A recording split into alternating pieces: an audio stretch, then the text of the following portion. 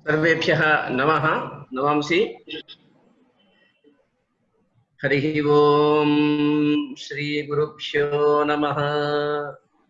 श्रुतिस्मृतिपुराणानाम् आलयं करुणालयं नमामि भगवत्पादशङ्करं लोकशङ्करम्। न्यायव्याकरणाद्वैतसाहित्यादिषु विश्रुतम् पुल्लेलान्वयसम्भूतं रामचन्द्रगुरुं भजे। संस्कृतपरिषदः षट्षष्ट्यब्द व्याख्यानमालायाम् अद्य षष्ठं पुष्पम् अस्ति। अद्य अस्मान् उद्बोधयितुं सन्नद्धाः सन्ति केरलराज्यात् साहित्यशास्त्रे कृतभूरिपरिश्रमाः आचार्याः नीलकण्ठन् वर्याः। भारतीय सौन्दर्यशास्त्रोपरि ध्वनिभावः इत्यंशम् उद्दिश्य इदानीम् अस्मान् प्रति प्रविश्यन्ति एते। अस्मत् आह्वानम् अङ्गीकृतवद्भ्यः आचार्येभ्यः नीलकण्ठन् वर्येभ्यः संस्कृत अकादमी पक्षतः धन्यवादेन सह आह्वानं वितरामि अत्र। एवञ्च संस्कृत अकादमी व्याख्यानमालां श्रोतुम् अत्यन्तम् उत्साहेन सन्नद्धाः अनेके अत्र दृश्यन्ते। तेभ्यः सर्वेभ्यः अपि भवद्भ्यः सर्वेभ्यः अपि स्वागतं व्याहरामि। अद्यतन व्याख्यानम् अस्माकं गुरुचरणानां पद्मश्रिया विभूषितानाम् आचार्य पुल्लेल श्रीरामचन्द्रुडु महाशयानां स्मृति व्याख्यानम् इति अस्माभिः निश्चितम्। आचार्याः अस्माकं गुरुचरणाः जून् मासस्य 14 दिनाङ्के 2015 वर्षे मन्मथनाम संवत्सरे अधिकाषाढ शुद्ध अष्टम्यां बुधवासरे दिवङ्गताः। भानुवासरः आसीत् 14 दिनाङ्के इति कृत्वा अद्य 15 दिनाङ्के तेषां स्मृतिव्याख्यानं तत्रापि साहित्यशास्त्रम् उद्दिश्य कर्तव्यम् इति अस्माभिः निश्चितम् अस्ति। तदर्थं नीलकण्ठन् वर्याः प्रार्थिताः। ते अपि अस्माकम् अभ्यर्थनाम् अङ्गीकृत्य इदानीम् अस्मान् उद्बोधयिष्यन्ति। तत्र अनेकं न वच्मि। किमर्थमिति चेत् अस्माकम् आचार्याः श्रीरामचन्द्रुडु वर्याः 1960 तमे वर्षे जुलै मासे उस्मानिया विश्वविद्यालये अध्यापकत्वम् अध्यगच्छन्। प्रायः 38 वर्षाणि यावत् संस्कृतविभागे सेवां कृत्वा 1987 तमे वर्षे निवृत्ताः। प्रायः 80-100 ग्रन्थाः रचिताः वर्तन्ते अस्माकं गुरुपादैः। तत्र गुरुवर्यैः वक्रोक्तिजीवितं भामहस्य काव्यालङ्कारः, राजशेखरस्य काव्यमीमांसा, वामनस्य काव्यालङ्कारसूत्रवृत्तिः, एवञ्च दण्डिनः काव्यादर्शम्, एवञ्च क्षेमेन्द्रस्य औचित्यविचारचर्चा, सुवृत्तितिलकं, अग्निपुराणं, काव्यप्रकाशः, ध्वन्यालोकः, ध्वन्यालोकलोचनव्याख्यानम्, अलङ्कारशास्त्र इतिहासः, एवञ्च Panditraj Jagannath's contribution to the Sanskrit poetics इति कृत्वा एवञ्च कोवै रसः, तदनन्तरं some unexplored aspects of rasa theory, एवञ्च अलङ्कारशास्त्रस्य इतिहासः। प्रायः 20 ग्रन्थाः साहित्यशास्त्रसम्बन्धि ग्रन्थानां कृते गुरुपादैः बालानन्दिने व्याख्यानं कृतम् अस्ति। अतएव गुरुचरणानां बाल्ये एव तेषां गुरवः अस्माकं गुरून् आशीर्भिः एवम् अभिनन्दितवन्तः इति अहं श्रुतवान्। रामचन्द्रुडु भविष्यति भवान् आलङ्कारिक चक्रवर्ती भविष्यसि इति तेषां श्रीरामचन्द्रुडु गुरुवर्याणाम् एव गुरवः एवम् अभिनन्दिताः आशीर्भिः इति स्वयं गुरुपादैः एव मां बहुवारम् उक्तम् अस्ति। एवञ्च गुरुचरणानां विषये भवन्तः सर्वेपि जानन्ति एव। संस्कृत अकादमी पक्षतः संस्कृत अकादम्या प्रायः 30-100 ग्रन्थाः एतावत्पर्यन्तं मुद्रापिताः वर्तन्ते, प्रकाशिताः वर्तन्ते। तेषु प्रायः 60 ग्रन्थाः गुरुपादैः एव मुद्रापितानि इति सगर्वं वच्मि अहम्। अस्तु, गुरुवर्याणां विषये इतोपि अधिकं किमपि वक्तुं न इच्छामि। किमर्थमित्येत् अत्र ये उपविशन्ति ते सर्वे अपि गुरुचरणानां महत्त्वं तु जानन्ति एव। इदानीम् अत्र अहं पश्यामि अस्माकं ज्येष्ठाः शतावधानिनः डॉक्टर जी.एम. रामशर्मवर्याः, तान् प्रार्थये तान् स्वपद्यैः श्रीरामचन्द्रवर्याणां कीर्तिं गातुं प्रार्थये। नमस्सभायै श्रीमतः अस्याः सभायाः अध्यक्षवर्यान् महोदयान् नीलकण्ठ महाभागान् प्रथमं नमस्कृत्य अनन्तरम् अद्यतन व्याख्यातॄन् नीलकण्ठन् महोदयान् अपि सविनयं नमस्कृत्य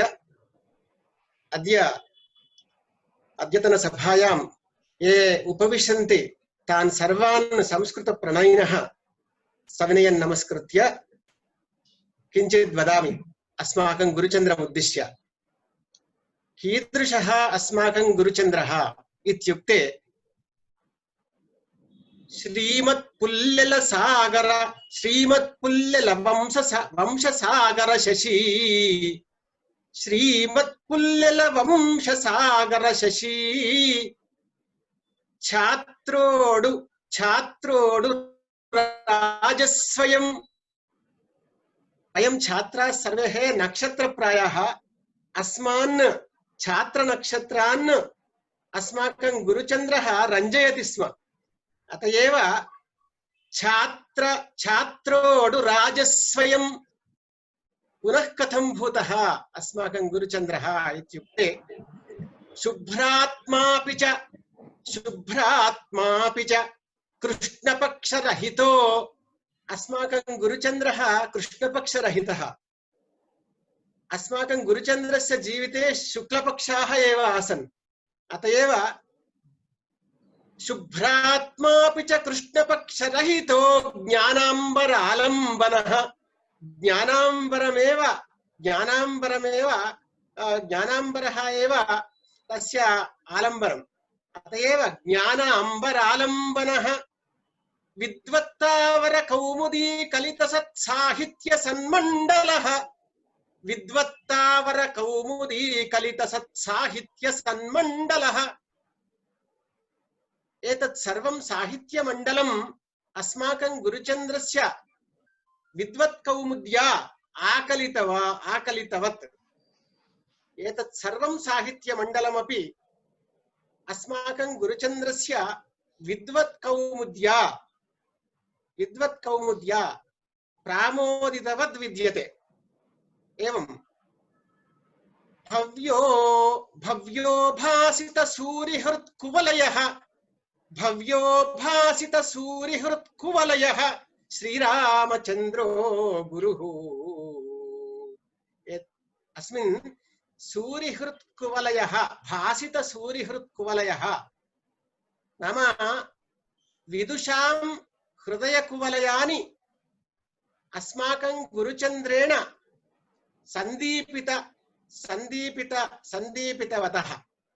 सन्दीपितवतः। हृत्कुवलयानि सर्वाणि एवं नानाशास्त्रसभासरो विहरणे यो राजहंसायितः अस्माकं गुरुचन्द्रः नानासभासु अराजत नानाविद्वत्सभासु अराजत एवं हंसवत् अराजत सभासरस्सु नानाशास्त्रसभासरो विहरणे यो राजहंसायितः नानाग्रन्थसुगन्धकल्पनविधौ व्यासायितो यः परम् नानाग्रन्थसुगन्धकल्पनविधौ व्यासायितः एव व्यासप्रायः एव एवं व्याख्यालेखनसत्कृतौ च विबुधो यो मल्लिनाथायितः व्याख्याकल्पनविधौ मल्लिनाथः एव अस्माकं गुरुः एवं तं चास्मद्गुरुचन्द्रमात्मनि भजे श्रीरामचन्द्राह्वयम् तं चास्मद्गुरुचन्द्रमात्मनि भजे श्रीरामचन्द्राह्वयम् अन्तिमः श्लोकः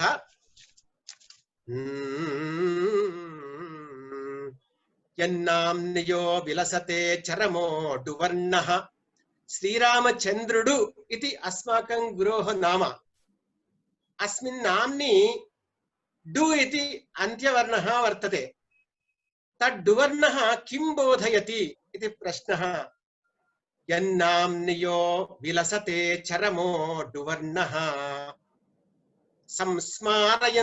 संस्मारयन्नपि डुक्रीकरणेऽर्थधातुम् अस्माकं गुरोः नाम्नि यः डुवर्णः वर्तते तड्डुवर्णः डुक्रीकरणे इति अयं धातुं सूचयति अयं धातुः किं सूचयति इत्युक्ते किं बोधयति इत्युक्ते कर्तव्यतां बोधयति यन्नाम्नियो विलसते चरमोडुवर्णः संस्मारयन्नपि डुक्रीकरणेऽर्थधातुं कर्तव्यता व्रतमतिं परिसूचयन् वै कर्तव्यता व्रतमतिं परिसूचयति तड्डुवर्णः एवं यस्य प्रणौमि गुरुचन्द्रमहं तदीयम् प्रणौमि गुरुचन्द्रमहं तदीयम् एतदवकाशं दत्तवद्भ्यः सर्वेभ्यः सविनयं प्रणम्य विरौमि स्वस्ति।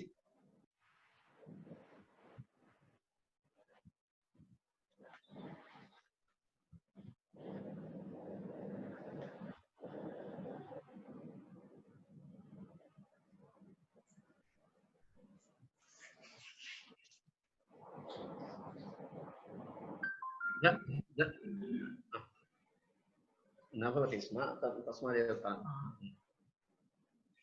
धन्यवादाः शतावधानी महोदयाः धन्यवादाः वयं सर्वेपि धन्याः अन्यः एकः अंशः अहं स्मरामि एकस्मिन् दिवसे बहुभ्यः वर्षेभ्यः पूर्वं तत्र भवन्तः शृंगेरी पीठाधीशाः श्री श्री श्री श्री भारती तीर्थस्वामिनः स्वामिचरणाः शृंगेरी अत्र हैदराबाद नगरे शंकरमठे एकवारं जनान् उद्दिश्य भाषन्ते स्म तदा एवं ते एवं वदन्ति स्म यः कोऽपि स्वामिचरणानां सकाशम् आगत्य एकः एव व्यासः एवं इयन्ति ग्रन्थाः कथं रचितुं शक्तः इति एवं 18 पुराणानि 18 उपपुराणानि एवं अनेके ग्रन्थाः लिखिताः किल एकः एव व्यासः कथं लिखितुं शक्नुयात् इति भारतीतीर्थस्वामिचरणान् यः कोऽपि आगत्य पृष्टवान् इति तदा भारतीतीर्थस्वामिचरणाः किमुक्तवन्तः इत्युक्ते भवान् जानाति वा भवान् हैदराबादे एव तिष्ठति वा हैदराबादे एव तिष्ठामि हैदराबादे कश्चन महान् पंडितः वर्तते पुलिल श्रीरामचन्द्रवर्याः भवान् जानाति वा तस्य महोदयस्य नाम श्रुतं वा न इति आचार्य पुलिल श्रीरामचन्द्रुडु महोदयः एकः एव 80-100 ग्रन्थान् लिखितवान् तर्हि पुलिल श्रीरामचन्द्रुडु वर्यः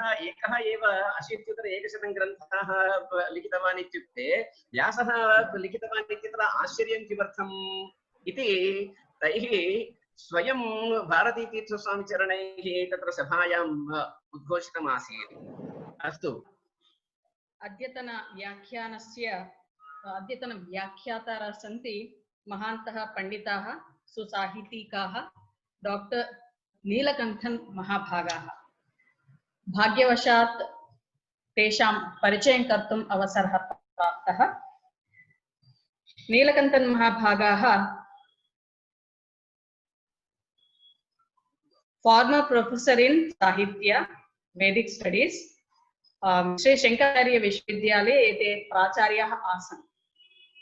अनन्तरम् अकाडेमिक् डैरेक्टर् रूपेण केरल कलामण्डलम् इत्यस्यां संस्थायामपि सेवाम् अकुर्वन्। संस्कृत साहित्ये BA, MA, MPhil, PhD इत्यादिः उपाधिः अलभन्त। शोधक्षेत्राणि महोदयानां शोधक्षेत्राणि सन्ति संस्कृतसाहित्यं, साहित्यविमर्शनं, वैदिकवाङ्मयं, दर्शनानि, तालपत्रग्रन्थपरिशोधनं, धर्मशास्त्राणि, स्मृतिग्रन्थाः, अनन्तरं नाट्यशास्त्रं च। 36 वर्षाणां सुदीर्घ अनुभवः अस्ति। महाविद्यालये स्नातकोत्तरविद्येषु महोदयाः बोधनशोधनं च अकुर्वन्, शोधछात्राणां निर्देशनं च अकुर्वन्। 11 वर्षाणि यावत् रीडर् पदे, 6 वर्षाणि यावत् प्रोफेसर् पदे च व्यराजन्त। 14 वर्षाणि यावत् कोऑर्डिनेटर फॉर वैदिक स्टडीज इति रूपेण कार्यम् अकरोत्। पब्लिकेशन डायरेक्टर रूपेण 1 वर्षम् अकरोत्। अकाडेमिक डायरेक्टर रूपेण 3 वर्षाणि कार्यम् अकरोत् महोदयः। 30 पुस्तकानि व्यरचयन्, 50 शोधपत्राणि नैकासु गोष्ठीषु समार्पयन्। अनन्तरं 17 शोधछात्राणां मार्गनिर्देशनम् अकुर्वन्। 5 शोधछात्राः निरताः इति अस्ति, प्रायः तेषामपि समाप्तं स्यात्। 12 प्रोजेक्ट् परिशोधन कार्येषु एते निरताः आसन्, तानि सर्वाणि इदानीं समाप्तानि। अनन्तरं महोदयैः नैकाः गोष्ठ्यः कार्यशालाः आयोजिताः। एतावन्तं संक्षिप्तं परिचयं नीलकण्ठ महोदयानां दत्वा अहं विरमामि। धन्यवादः।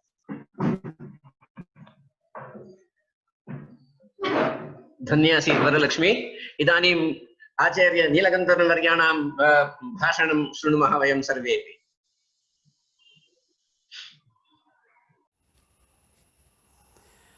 Namaste. I am very happy to join with Sanskrit Academy, Hyderabad, for giving a lecture in their lecture series in the memory of the former directors of the Sanskrit Academy. I thank the present director, Dr. Neelakanthan, present deputy director, Dr. Varalakshmi, and other staff members of the Sanskrit Academy, Hyderabad, for inviting me for the lecture series. The present lecture is organized in the memory of former director of Sanskrit Academy, Hyderabad, Mahopadhyaya Padma Shri Pullela Ramachandradu. Sri Ramachandradu was a great scholar in different Shastras in Sanskrit, especially Sahitya, and he has authored a number of works related to Sanskrit literary criticism and Sanskrit literature in general. I have gone through some of his books and articles for my research purpose, and I have been impressed by his vision, deep knowledge, and mode of presentation. The topic assigned to me for the lecture is the impacts of Dhvani theory on Sanskrit literary criticism. The first notice of the manuscripts of Dhvanyaloka was made in 1877 by G. Buchler in his detailed report on of a tour in search of Sanskrit manuscripts. We all know the contribution of G. Buchler in the field of discovery, survey and discovery of very important Sanskrit manuscripts. Buchler was a scholar who first located the manuscript of Dhvanyaloka text. The text of Dhvanyaloka was first published in the Kavyamala series by the Nirnaya Sagar Press, Bombay in 1890 on the basis of 3 manuscripts along with Abhinav Gupta's Lochana commentary. In 1920, it was first completely translated into German by the great scholar Hermann Jacobi, and the same was published in series in one of the German periodicals. Professor K. Ramapisharudi began to publish an English translation of both the text of Dhvanyaloka and the Lochana in the old volumes of the Indian Thought from Allahabad, but it is found to stop abruptly at Udyoda 2, Karika 16. Meanwhile, Nirnaya Sagar Press began to publish improved editions of Dhvanyaloka. In 1935, Nirnaya Sagar Press issued the first edition of Dhvanyaloka by Vasudeva Lakshman Shastri, Panshikar. A number of subsequent editions of Dhvanyaloka appeared, sometimes with independent new commentaries in Sanskrit by modern scholars. Dhvanyaloka with Didhiti commentary of Badrinath Sharma was published from Varanasi in 1939, and with Avadhana commentary by Madhusudana Mishra was published from Calcutta Sanskrit series in 1938. Though these do not contain Lochana commentary, they virtually echo the Lochana commentary. Perhaps the most important edition of Dhvanyaloka appeared in 1940 from Kashi Sanskrit series, Banaras, which included complete text of Lochana commentary with the Balapriya commentary on Lochana by the great scholar Ramapisharidi from Kerala. He is from Tripunithura in Kerala. This edition, 1940 edition of Dhunyaloka with Lochana commentary and Balapriya commentary on the all four Udyotas of Dhunyaloka is a very important edition. This was published by Pandit Pattabhirama Shastri. In 1944, Kuppuswamy Shastri Research Institute, Madras, brought out a critical edition of the Dhunyaloka with Lochana and commentary Kaumudi by Uttungodaya on Lochana and Upalochana commentary by Kuppuswamy Shastri on the first Udyoda of Lochana. The commentator Uttungodaya is otherwise known as Udayotunga. He was a scholar king from Kerala in 16th centuries AD, and he has written many other commentaries on some important works in Sanskrit also. His commentary is called Kaumudi, but it is available only for the first Udyoda. Kuppuswamy Shastri edited that commentary and published it from Kuppuswamy Shastri Research Institute, Chennai in 1944 with Kuppuswamy Shastri's Upalochana commentary and notes. Though this is a very good edition, it does not go beyond Udyoda 1. Dr. K. Krishnamurthy, former professor and head of the Department of Karnataka University, Dharwad, was an authority of Dhunyaloka studies. He brought out a critical edition of Dhunyaloka with introduction, English translation and notes. This has been published from the Karnataka University by Dharwad in 1974. This edition is very important in two ways.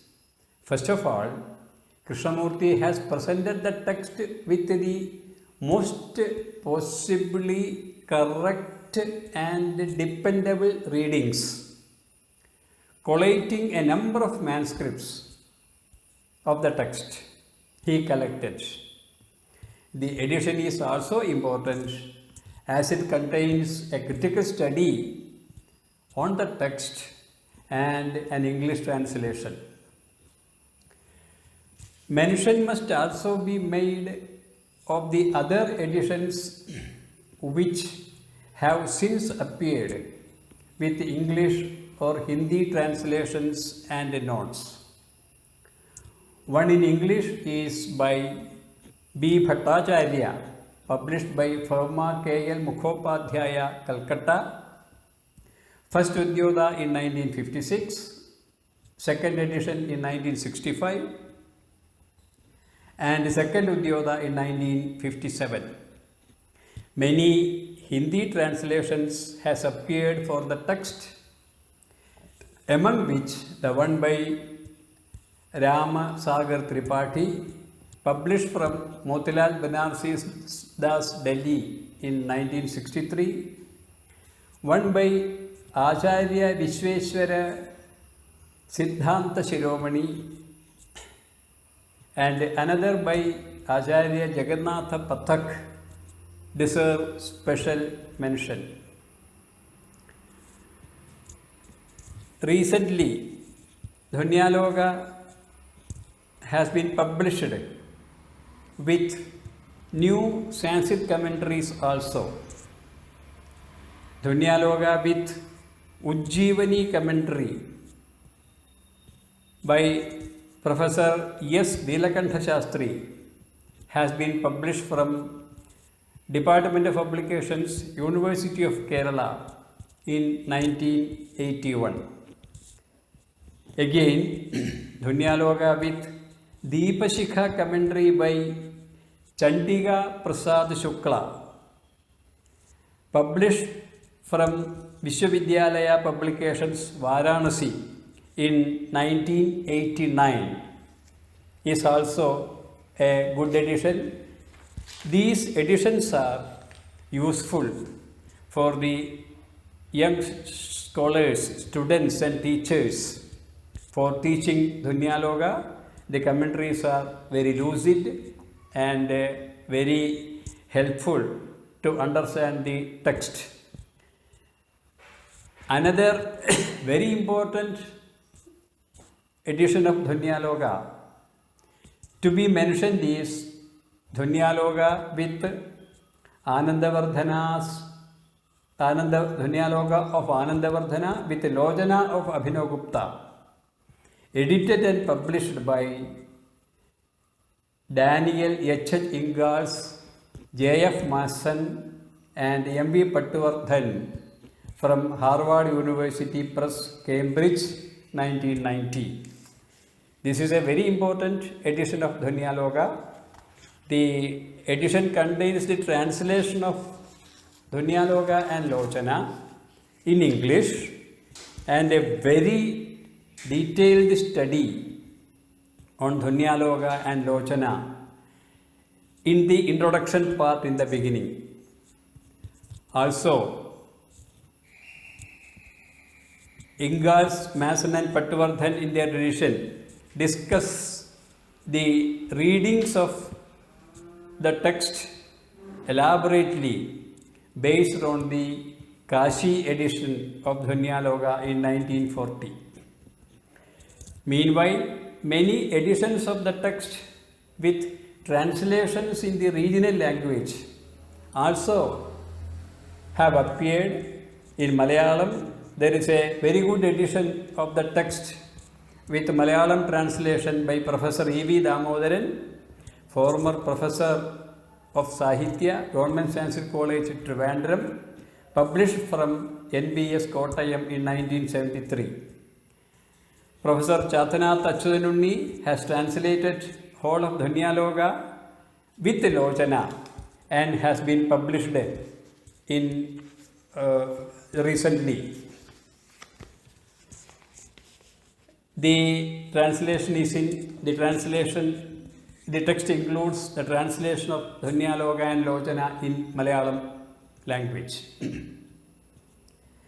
The works of the pioneer scholars of Indian literature like S.K. Day in his great work Sanskrit Poetics, Das Gupta in his work A History of Sanskrit Literature, Winternitz in his work History of Sanskrit Literature, P.V. Kane in his work History of Sanskrit Poetics, etc. All these works contain broad surveys of the Dhvani theory. The learned works of later scholars throw much more light on the different aspects of the Dhvani theory. Bhoja's Sringara Prakasha by Dr. V. Raghavan, published from Madras University, Madras in 1963.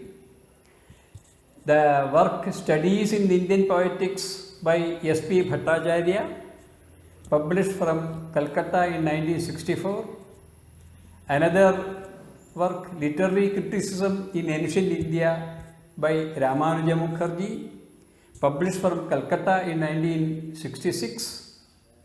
Another very important work, Shantarasa and Abhinav Gupta's Philosophy of Aesthetics by J.F. Mason and M.V. Pattuvardhan, published from Pune in 1969. Dhvani Theory in Sanskrit Poetics by Mukunda Madhava Mishra, published from Varanasi in 1968. All these works contain important studies very deep studies on Dhunyaloka and Lochana commentary. The edition of Ingas, Mason and Pattavardhan, as already noted, also includes a very elaborate introduction regarding the text and its contents and its commentaries and critical evaluation of the readings of the text. Dr. Krishnamurti presented his thesis on the topic Dhunyaloka and its critics, which was awarded PhD degree by the Bombay University in 1947. This was later published from Mysore in 1968. The critical edition of Dhunyaloka with English translation and notes by Dr. K. Krishnamurti, already mentioned before, Karnataka University publication 1974, also contained a deep study on Dhunyaloka and the introduction part of the work. Dr. K. Krishnamurti is an authority on Dhunyaloka, and he has taken his PhD in a very young age, immediately after his MA, in the age of 23 or 22 or 23, on Dhunyaloka.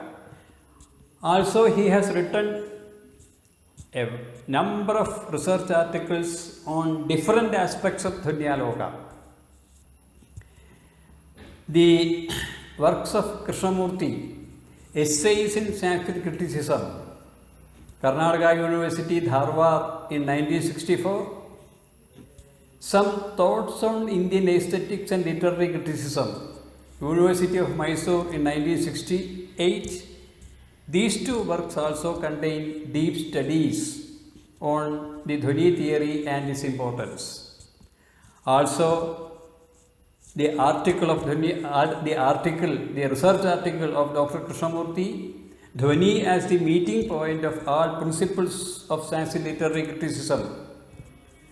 In his work, Principles of Indian Literary Criticism, published from Delhi in 1969, all these are very deep and important studies on Dhunyaloka by Krishnamurti, who even now can be considered as the most authoritative scholar who has worked in Dhunyaloka and his studies.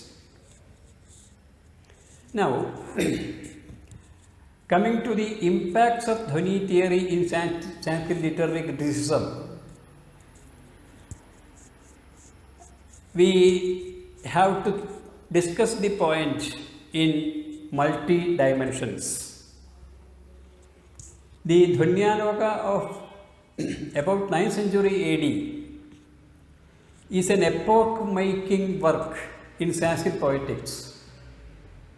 Anandavardhana builds a new structure of poetic theory on the foundation of the thought of his predecessors, Bharata, Bhamaha, Dandin, Ulbhada, Rudrada, etc., Vamana, etc.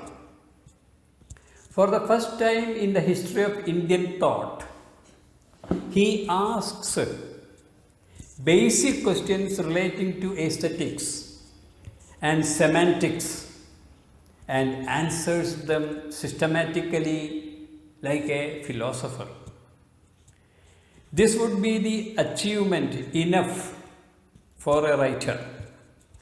But he goes beyond a mere philosophical, but he goes far beyond a mere philosophical theory. He gives us, for the first time, again in Indian poetics, examples of literary analysis and practical criticism. Anandavardhana gives us a large number of illuminating examples from the best writers in Sanskrit literature and discusses with insight the reasons for their appeal to a man of taste. He not only helps the reader to understand and appreciate poetry better, but he also offers valuable guidance to the poet by laying down for the first time the basic principles of poetic creation and criticism. Anandavardhana is thus a very great scholar and philosopher and aesthetician. The mention of Dhvani theory forms a definite landmark. The invention of Dhvani theory forms a definite landmark in the history of Indian aesthetics. The whole growth and development of Eastern criticism centers around this theory. This is why the history of Indian literary criticism itself is divided into three main stages by the scholars based on Dhvani theory, that is the Dhvani period, pre-Dhvani period and post-Dhvani period. This is because Dhvani theory has become a landmark in the history of Indian literary criticism. It is interesting to examine the impacts of the Dhvani theory in Indian literary criticism, that being the landmark in the history of Indian literary criticism. First of all, Anandavardhana establishes the language of poetry for the first time through his great work Dhvanyaloka. Anandavardhana is the first writer in Indian poetics to establish the language of poetry. Poetry has a language of its own, he says, which is entirely different from ordinary language. This discovery of the language of poetry is the greatest contribution of Anandavardhana. He distinguishes between the two well-known usages of language, that is, use of language outside the poetry on the one hand, and the unique and exclusive use of language in the poetry. The first is referential usage. It is a gift of convention, Sanketitartha. Sakshal Sanketitam yortham, Sakshal Sanketitartha, it is conventional meaning. Sakshal Sanketitam yortham abhidatte sa vachaka. This is well within the reach of everyone who knows the language, who uses the language, both in the ordinary life and in Shastras. Then we have another dimension of meaning in the use of language which is called Lakshana, wherein the meaning may be either metaphorical or implicit.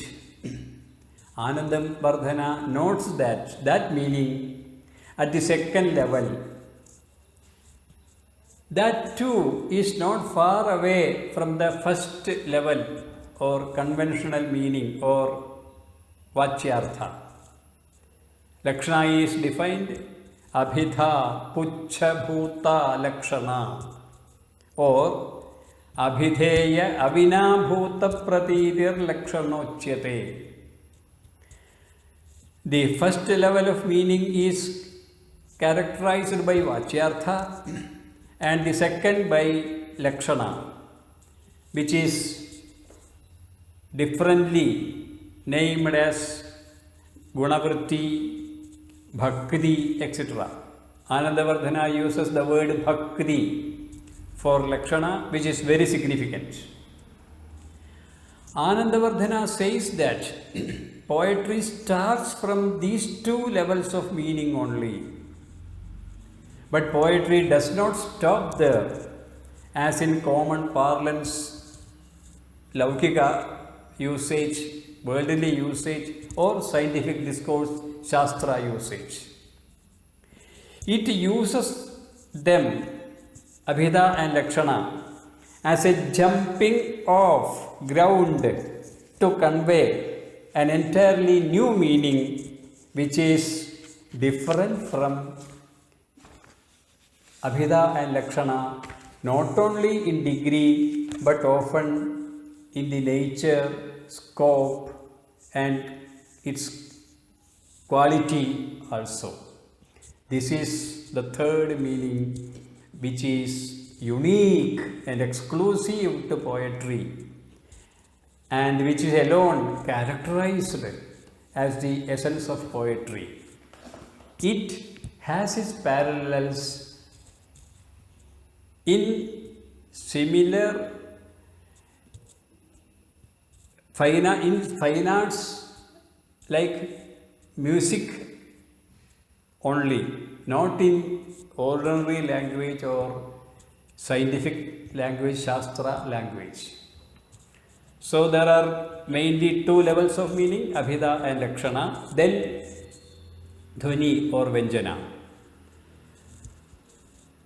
Later, Abhinav Gupta adds one more level of meaning prior to Dhvani, that is Talparya.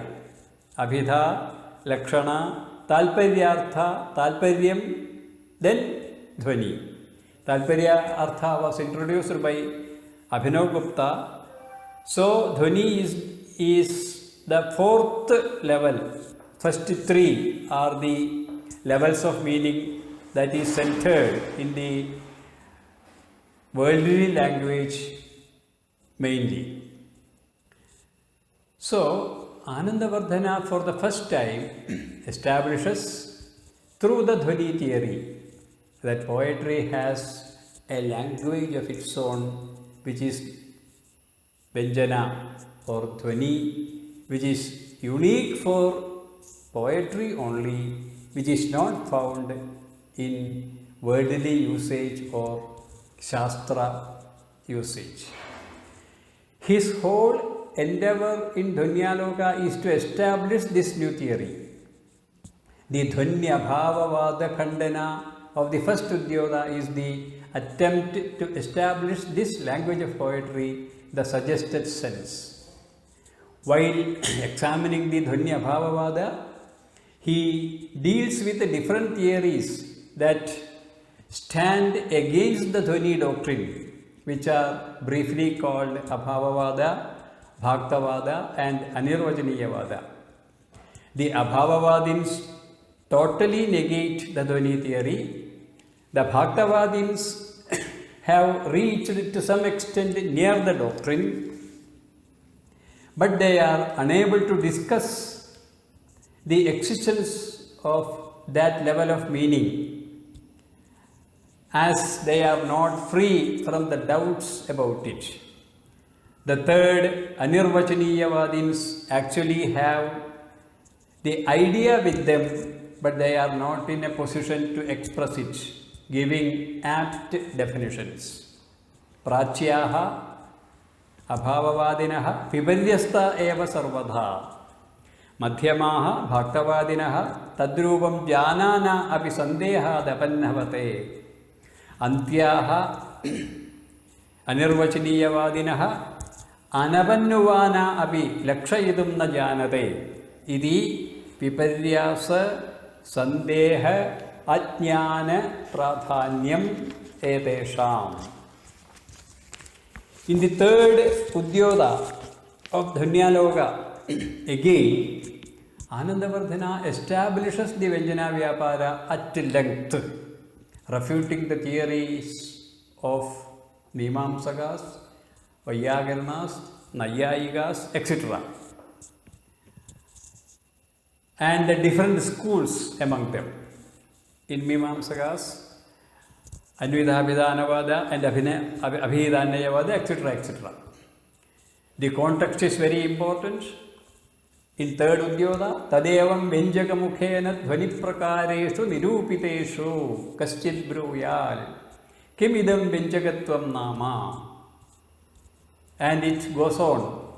Pragukta Yukdibhihi Vachyavytiriktasya Vastunaha Siddhikrata Satu Arthaha Vyangyatayaiva Kasmat Vyapadishyate Yatra cha pradhanyena avasthanam tatra vachyadayaiva asau vyapadeshtam yuktaha talparatvat vachyasya atascha talprakashino vakyasya vachakattvameva vyaparaha kim vyaparantara kalpanaya.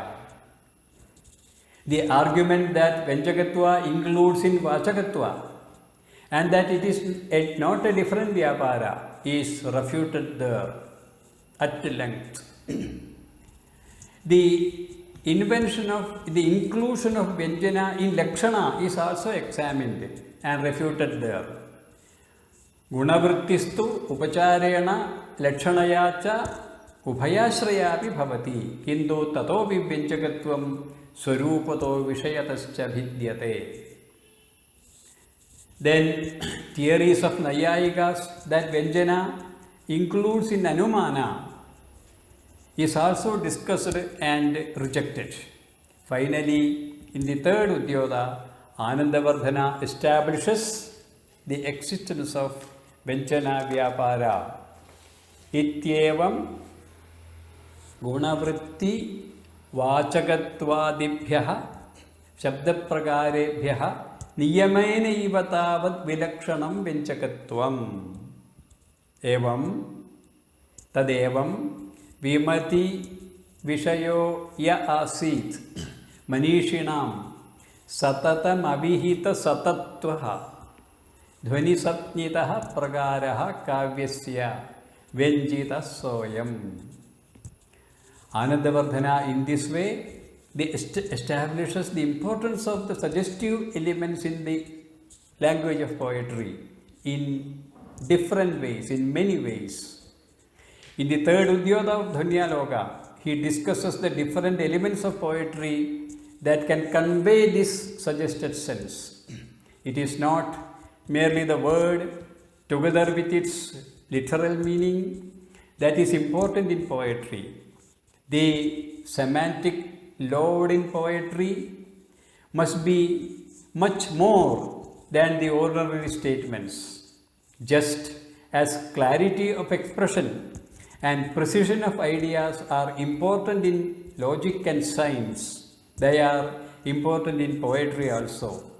But even vagueness and ambiguity and complex pictures produced by the introduction of images are all part of the language of poetry. Anandavardhana says that not only the word and phrases, but the stem and suffixes, the number and gender, exclamatory words, and even the text as a whole will be helpful in shedding added luster to the ideas of dhvani and rasa. Anuswanopamalmapi prabhedoya udahrata dhvanerasya prabandheshu bhasate sopi keshuchit supting vachana sambandhaihi tatha karagayuktibhi kritadhita samasaischa dyotyah alakshyakramaha kuchit. Then he gives many examples of different types for all these divisions of dhvani, like the famous verse Nyakkarohyayameva Meyadaraya तत्राप्यसौ तापस सोऽप्यत्रैव निहन्ति राक्षसकुलं जीवत्यहो रावण धिक् धिक् शक्रजितं प्रबोधितवता किं कुम्भकर्णेन वा स्वर्गग्रामटिका विलुण्ठनवृथोच्छूनैः किमेभिः करैः.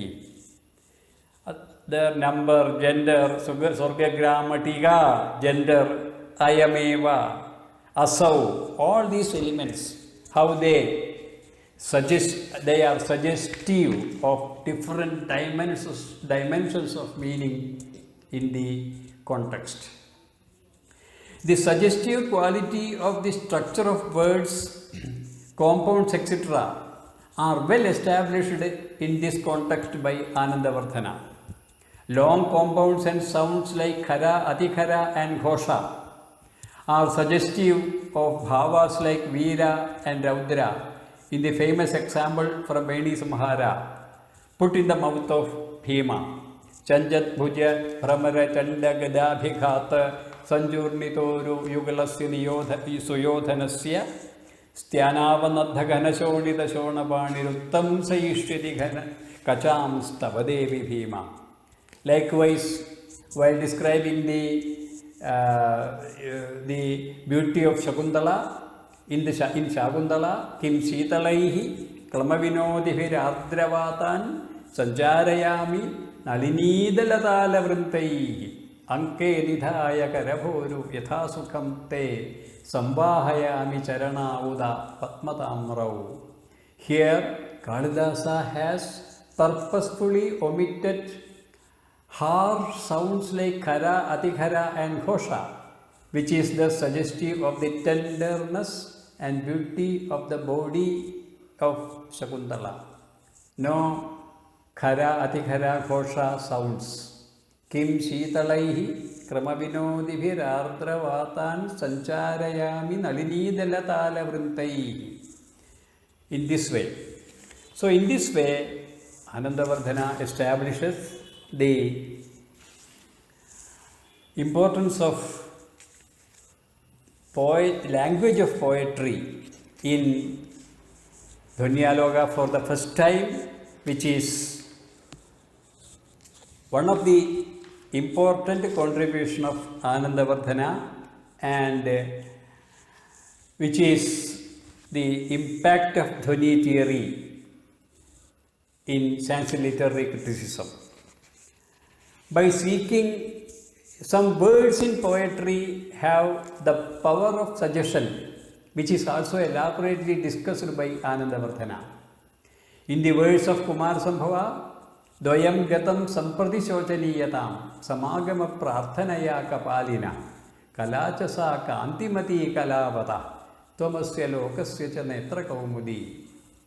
By seeking association with Kapalin, Shiva, the holder of the begging bowl, two things in the world have come to a pitiable plight: the brilliant delight of Kalavan, the moon, and yourself, Parvati, the moonlight to the eyes of the world.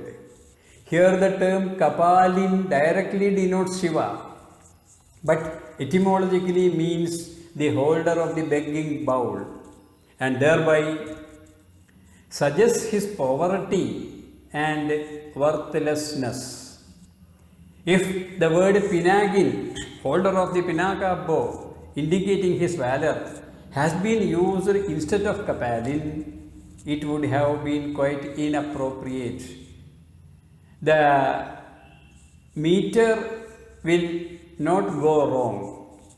Dvayangadam samprati shojaniyadam samagama prarthanaya kapalina samagama prarthanaya pinagina. The meter will be very appropriate using both the words. But in suggestive level, they are entirely different.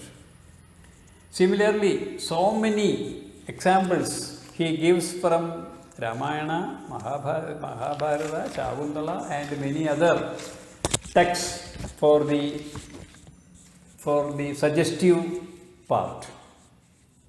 How an entire episode can be taken as suggestive is also illustrated by Anandavardhana in Dhvanyaloka, giving the example of the Gridhra Gomayu Samvada in the Mahabharata Shanti Parva. It is a description of a scene in the cemetery where the dead body of a young boy is brought for cremation by the parents. A vulture, Gridhra, and a jackal, Gomayu, who are already there ready to eat the dead body, they appear there as the friends of the parents of the dead boy and advise them. Both are interested in getting the dead body for their food. The vulture, who is more powerful during the daytime, wants that the people should delay till the night for the cremation. But the vulture, who is more powerful during the daytime, wants that the people should leave before it is dark, while the jackal wants to delay till the night because he is more active in the night. But both are talking as their friends. The vulture says, Alam sthitva shmashanesmin gridhra gomayu sankule kankala bahule ghore sarva prani bhayankare nacheha jivita kaschil kaladharmam upagata priyo va yadiva dveshya praninam gadiri drishi. But the jackal advice is just the opposite.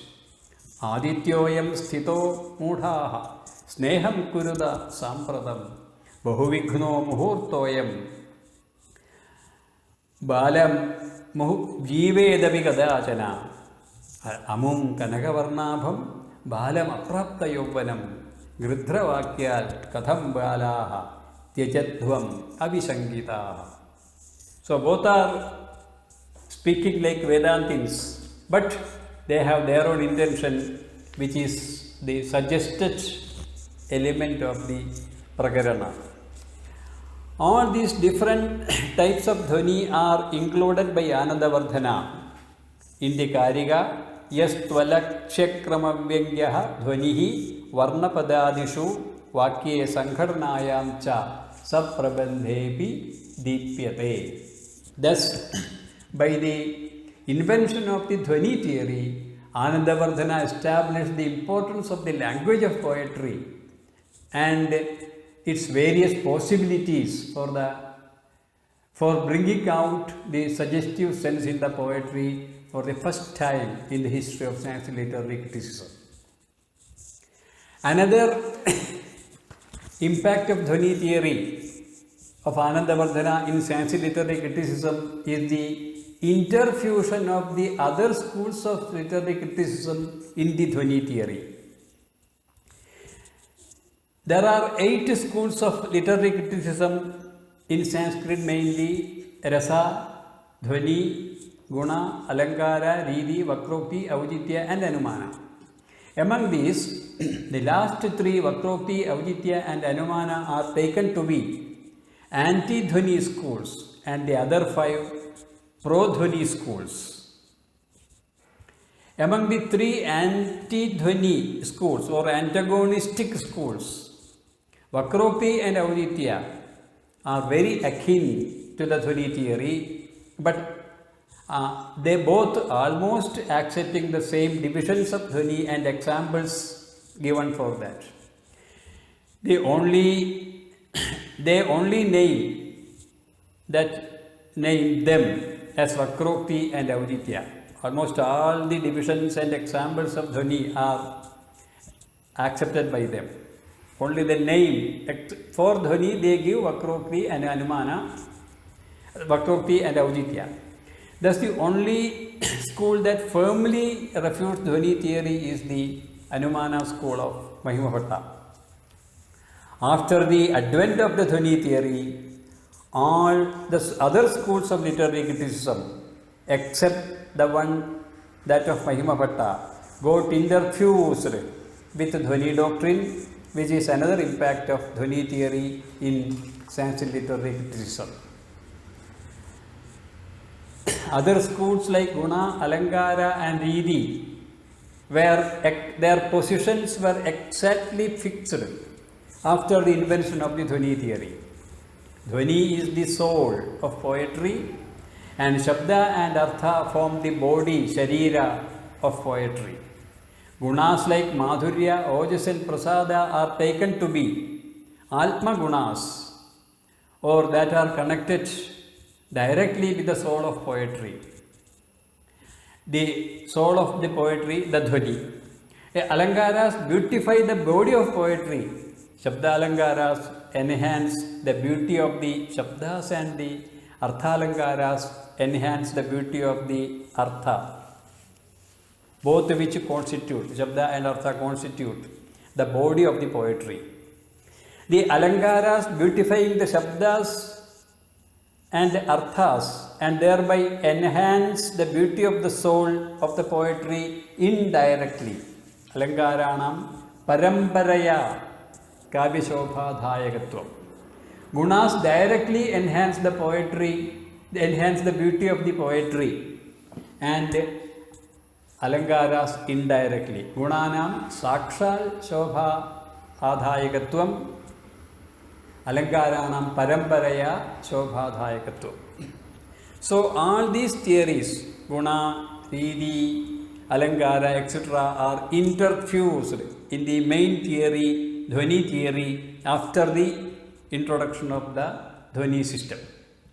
Regarding Rasa theory also, it was first formulated by Bharata in relation to the dramatic experience. The ancient critics like Bhamaha, Dandin and Vamana, in their writings were getting gradually wiser about the special and unique status of Rasa, but none of them pictured upon the only complete explanation, that is Dhwani. Pradhane anyatra vakyarthe yatrangantu rasadaya kavye tasmin alankaro rasadiriti me madi. Ancient critics like Bhamaha, Dandin and Vamana, in their theorizings, were getting gradually wiser about the special and unique status of Rasa, but none of them clearly pictured upon the only complete explanation, that is the Dhwani. The logical culmination of aesthetic theory is an open recognition of the inmost essence of poetry as exclusively Rasa, and this is done by the concept of Dhwani for the first time.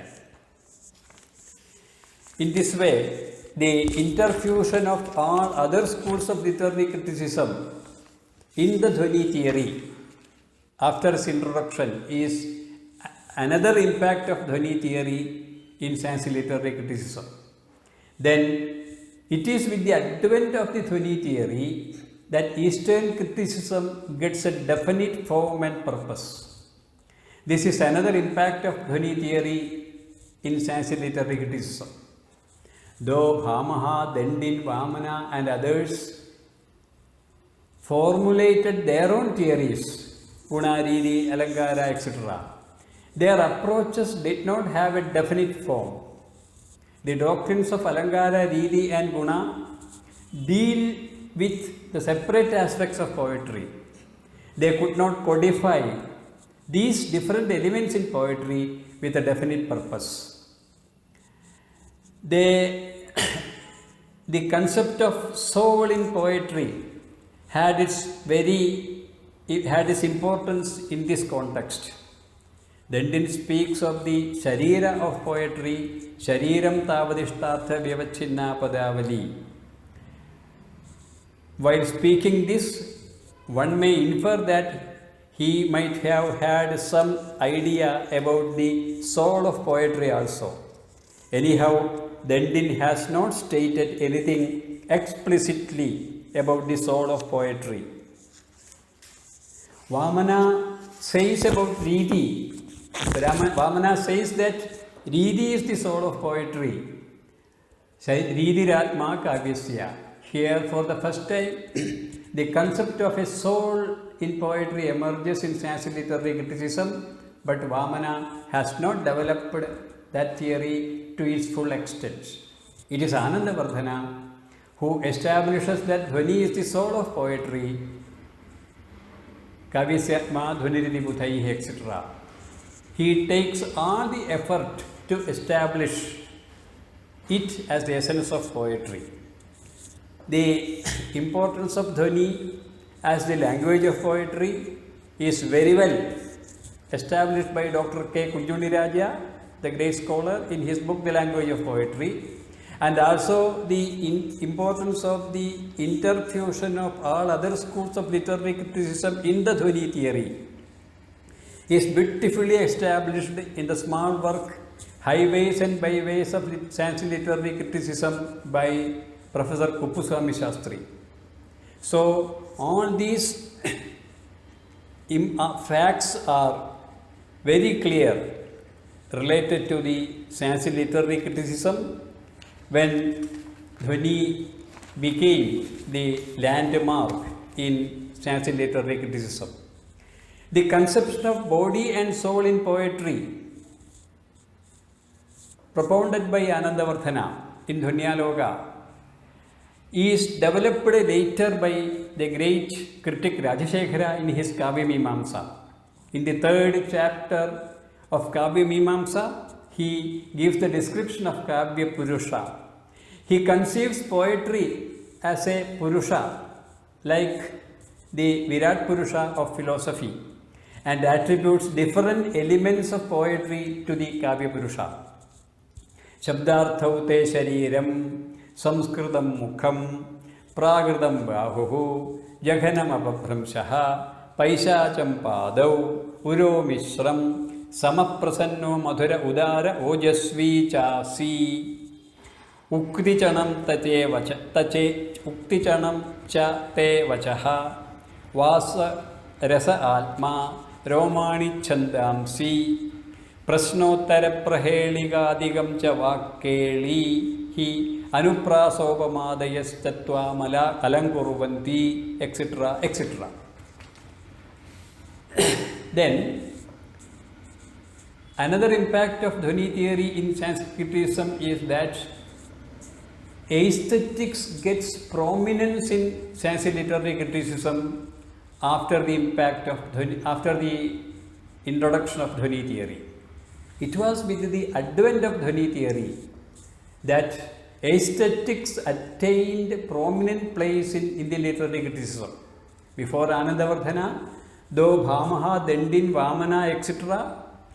have presented their theories regarding the poetic experience, they mainly centered around the concepts like Guna, Ridi and Alangara. The true aesthetic experience of poetry was not fully established by them. To an extent, their thoughts shattered around the outer elements of poetry like Alangara, Guna and Ridi, and they failed to establish the importance of the innermost element of poetry, the rasa, which is the most essential part. Actually, the different terms used for Eastern criticism, rhetorics, aesthetics and poetics should be understood in different connotations. Often these words are used as synonyms, but these words have different dimensions of meaning and they represent some definite periods in the history of the development of Eastern criticism. Rhetorics actually means Alangara Shastra. The views of earlier critics like Bhamaha, Dandin and Vamana are really centered around the concept of Alangaras. To them, the most essential part of poetry was Alangara, and they include in one way or other all poetic beauties in the concept of Alangara. Kavyam Grahyam Alangaral, Saundaryam Alangaraha. Though the theory of Guna and Ridi, that of Dandin and Vamana, show some advancement in the effort of determining the true aesthetic element in poetry. They are also mainly rooted in the Alangara concept only. Thus, the term rhetorics or Alangara Shastra represent that period of the development of Sanskrit literary criticism, the pre-Dhwani period, when Alangaras were conceived as the most important elements in poetry. The names of earlier works themselves denote this point. All are named Alangara, Ulbhada Alangara, Bhamaha Alangara, Vamana Alangara, Rudrada Alangara, etc. With the invention of Dhwani theory, aesthetics got prominence. Anandavardhana established that the true essence of poetry is Rasadhwani. Among the three Dhwanis, Vastudhwani, Alangara Dhwani and Rasadhwani, Rasadhwani is the most important, and Vastudhwani and Alangara Dhwani finally culminate in Rasadhwani. Vastu Alangara Dhwani Rasadhvanau Paryavasyate. Thus, Anandavardhana's Dhwanyaloka represent that stage of development in criticism when aesthetics got importance. So, thus there are very many impacts of Dhwani theory in Sanskrit literary criticism, and even now Dhwani theory is considered, or Anandavardhana along with Abhinavagupta are considered as the authorities in Sanskrit literary criticism, and even not only in Sanskrit literary criticism but in the Eastern criticism in general.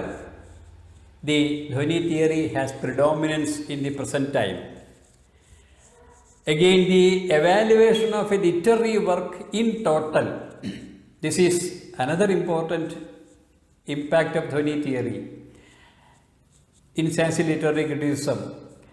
Before Anandavardhana, there was a method of evaluating great poems like Mahakavyas and Khandakavyas. Dendin gives elaborate definition of a Mahakavya. Nagararnava Shailartu Chandrarkodaya Varnanaihi Udyana Chalila Krida Madhupana Ratholsavaihi, etc. But this definition only points to certain factors that are to be described in a Mahakavya.